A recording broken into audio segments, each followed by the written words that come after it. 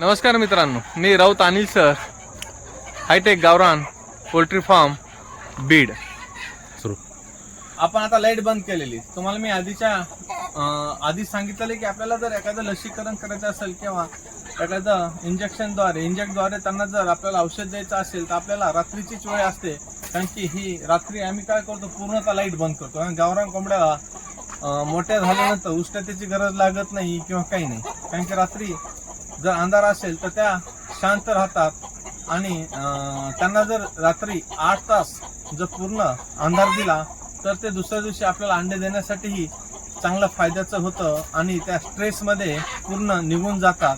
Stress त्यांच्यामध्ये राहत नाही. आता आपण सहज जर बघितलं तर आपण या कोणत्याही कोंबड्याला आपण सहज असा हात बी लावला तर ते हलत नाही किंवा काही नाही. तिकडे दाखव जवळ, ते पहा.